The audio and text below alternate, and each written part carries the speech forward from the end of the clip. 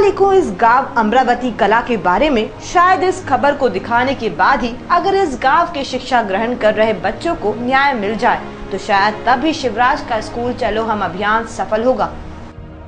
दरअसल ये गांव राजधानी भोपाल से करीब 27 किलोमीटर दूर कोलार रोड पर स्थित है।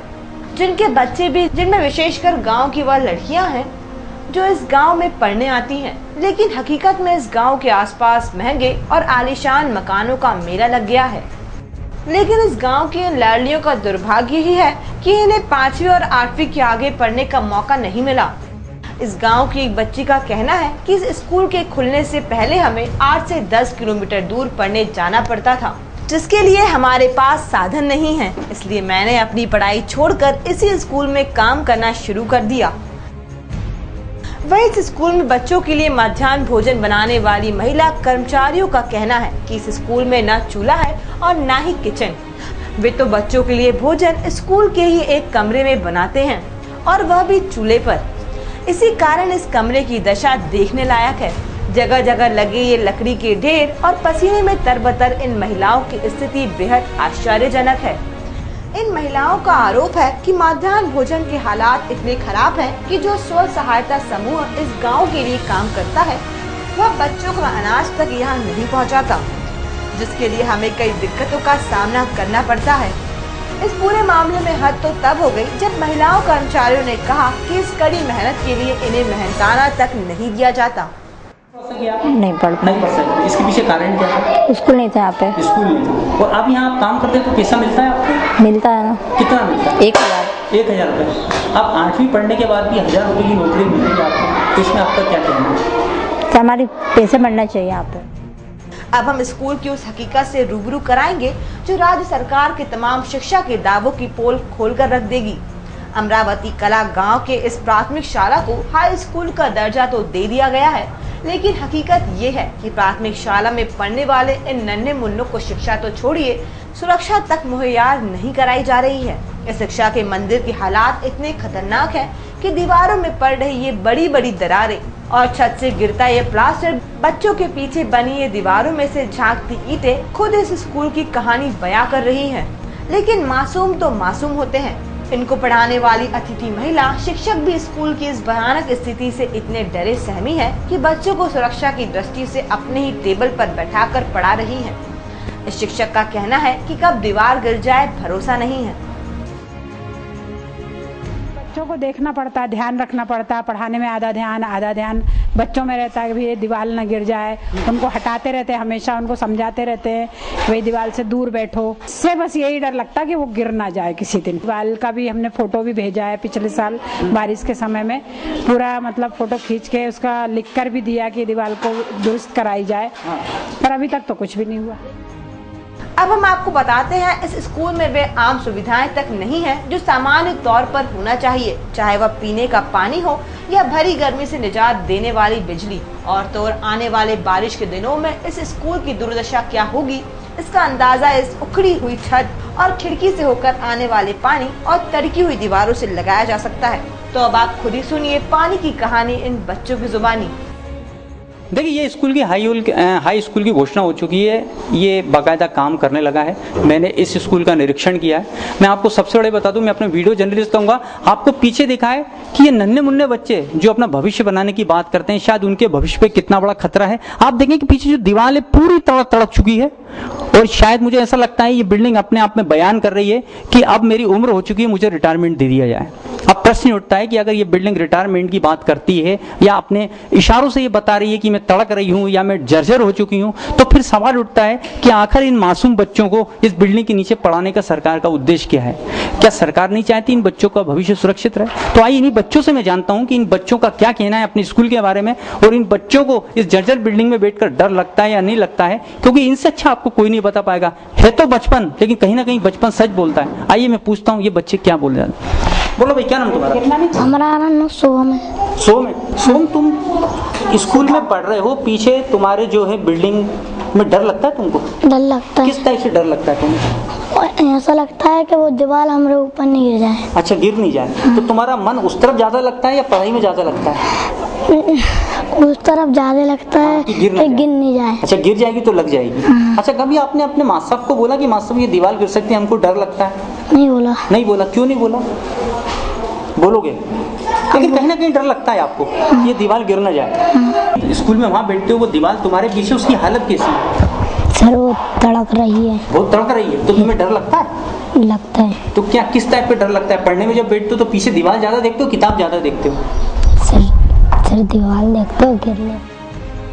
अब बात करते हैं मुख्यमंत्री की मर्यादा अभियान की। मुख्यमंत्री के इस अभियान के तहत प्रदेश के किसी भी ग्रामीण क्षेत्र की महिलाएं खुले स्थान में शौच हेतु नहीं जाएंगी, लेकिन यहाँ तक स्कूल में ही बच्चियों के लिए शौचालय की उपयुक्त व्यवस्था नहीं है, क्योंकि स्कूल के शौचालय में पानी एवं दरवाजे एक तो है नहीं और जो है वो भी क्षतिग्रस्त।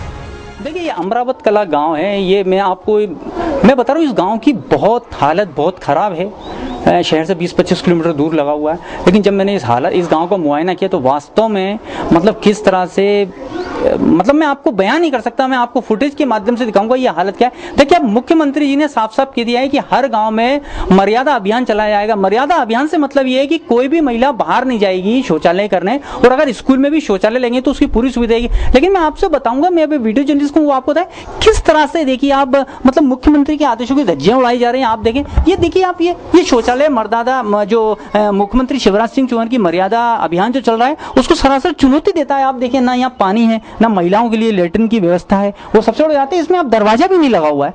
आप बताइए, ऐसे में जहां मुख्यमंत्री जी बात कर रहे हैं कि सब बच्चों को स्कूल चला अभियान शुरू करेंगे, लेकिन प्रश्न ये उठता है कि भोपाल से 25 किलोमीटर दूर गांव की यह हालत है कि यहाँ महिलाओं के लिए मतलब प्रसाधन की व्यवस्था नहीं है। ऐसे में मुख्यमंत्री जी का मर्यादा अभियान कहीं ना कहीं शंका करता है। और दूसरी मैं आपको बताऊंगा, अपने वीडियो जर्नलिस्ट कहूंगा वो आपको दिखाए किस तरह से आप देखिए, ना पानी है, नल लोग बाग तोड़ के ले गए हैं, शीट है नहीं, बाल्टी है नहीं ना यहाँ पे। अब ऐसे में प्रश्न उठता है कि ये बच्चियां जो स्कूल पढ़ने आ रही हैं, ये सुरक्षा के रूप में अगर कभी इनको बाथरूम वगैरह जाना हो तो कैसे जाएंगी? ये बहुत बड़ा सवाल है। लेकिन इस स्कूल को हाई स्कूल तो कर दिया, लेकिन सरकार को यह सोचने की फुर्सत नहीं है कि मर्यादा अभियान की हमारे धज्जियां उड़ रही हैं। मुख्यमंत्री जी, मैं आपसे निवेदन करूंगा, कम से कम आप दौरा करते हैं, ऐसे गांव का दौरा भी करें जहां हालत बहुत बद से बदतर है, जहां मर्यादा अभियान की बात कर रहे हैं, लेकिन आपके अधिकारी शायद आपको बता नहीं सकते, या यहाँ के सरपंच लोग आपको क्या कर रहे हैं, शायद मैं समझता हूं मेरी समझ से परे है। लेकिन मंत्री जी, आप तो खुद एक गांव से जुड़े हुए हैं, तो मेरा आपसे निवेदन है कम से कम गांव के क्षेत्रों में जाके एक दौरा करें, अधिकारी को निर्देश दें, उनको मतलब ये बोलें कि किस तरह से ये अधिकार जो उनका मर्यादा अभियान आपका चल रहा है महिलाओं की सुरक्षा के लिए, उसको पूरा किया जाए। ठहरिए, अब इस स्कूल का सबसे रोचक पहलू बाकी है, जो वर्षों से पर्दे के पीछे था, जिसे हम आज आपके सामने ला रहे हैं। ये है इस स्कूल के सहायक शिक्षक, जो पिछले कई वर्षों से इस स्कूल की किस्मत बदलने की कोशिश कर रहे हैं। लेकिन ये भी क्या करें, जब बच्चों का भविष्य बनाने वाले खुद ही सरकार के रवैये से खफा हो, वो इस प्रदेश के नन्हे मुन्नों का क्या भविष्य बनाएगा। यह एक शिक्षक है जो हर कक्षा को बार बार जाकर पढ़ाता है, कहीं एक ही कमरे में 3 क्लासें तो कहीं पीरियड बदलने का काम, यानी साफ शब्दों में कहा जाए तो घंटी बजाने तक का काम ये अकेले मास्टर जी करते हैं। स्कूल का जायजा लिया है तो हालत बहुत ज्यादा इसकी मैंने अस्त व्यस्त पाई गई है। सबसे बड़ी बात बता दूं कि यहाँ की जो प्राचार्य जिम्मेदार है ज्योति गार्ग, वो मुझे नजर नहीं आई है, लेकिन स्टाफ का कहना यह है कि वो छुट्टी पे गई हुई हैं, सहायक शिक्षक मिले हैं। आइए मैं उनसे जानता हूँ कि वास्तव में ये क्या कहते हैं और स्कूल की परेशानियों का मुख्य कारण क्या है। अच्छा, ये बताइए, आजादी के बाद इसके पहले क्या स्कूल कौन सी क्लास तक था? 8वीं तक का था। और 8वीं का तब कितनी क्लास तक हो गया? अब 10वीं तक का हो गया। तो आपको लगता है ये 65 साल बाद इस गाँव को सौगात मिली है? शुरुआत ही मिली और क्या। नहीं, तो आप ये बताइए, अगर सरकार ने सौगात दे दी, जी आपको अगर सरकार ने सौगात दे दी है तो इसको मेंटेन कैसे करेंगे, क्योंकि हालत तो बहुत डेंजर है इस स्कूल। हाँ, मेंटेन करने के लिए व्यवस्था होना चाहिए, शिक्षक की व्यवस्था होना चाहिए, भवन की व्यवस्था होना चाहिए। आपका शिक्षक है? नहीं है शिक्षक, मैं अकेला टीचर हूँ यहाँ पर। अच्छा, मैंने देखा आपके यहाँ तो अगर जो पीरियड चेंज होता है उसकी घंटी बजाने वाला भी नहीं है साहब, मुझे बजाना पड़ता है। जो मेरे पास पदस्थ था उसको अटैच कर रखा वहाँ पर संकुल केंद्र में साल भर से, जुलाई से। आपके तो स्कूल में बहुत जगह पानी गिरता है, बच्चे भीग जाते हैं, उसकी कोई व्यवस्था है? आपने किसी से बोला कभी, अधिकारी से? बोलते हैं साहब, अधिकारी को बोलते हैं। अच्छा, अब इतनी गर्मी में लाइट नहीं है, आप कैसे बैठते हैं?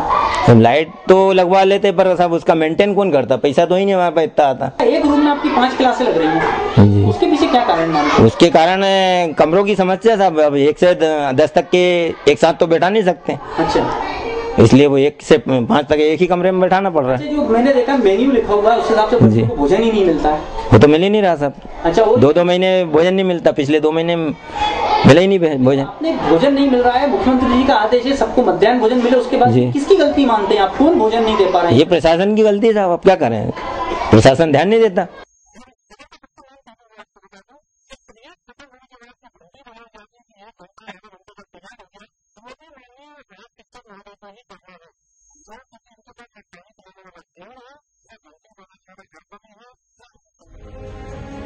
वही गांव के सरपंच सीताराम का दबी जुबान में कहना है कि वास्तव में इस स्कूल के हालात काफी खराब हैं, लेकिन दूसरी तरफ इनका मानना है कि कम से कम आजादी के इतने सालों बाद सरकार को स्कूल की मान्यता बढ़ाने की याद आई। सरपंच का शौचालय की दुर्दशा पर कहना है कि कुछ असामाजिक तत्व स्कूल में परेशानी पैदा करते हैं, जिनकी शिकायतें हमने पुलिस थाने में भी की है।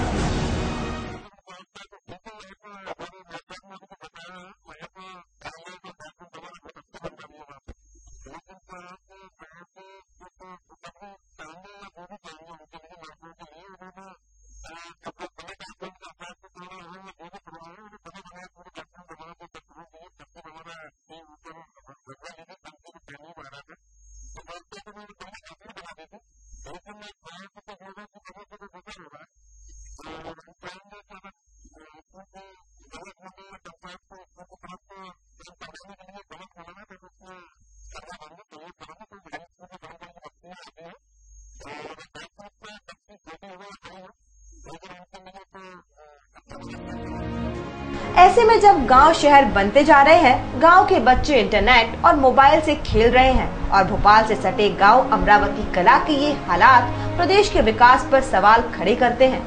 ऐसा लगता है कि क्या शिवराज सरकार की तीसरी बार सत्ता में आने से ये शिक्षा के मंदिर अपने बच्चों को शिक्षा का सपना पूरा करवा पाएंगे या नहीं।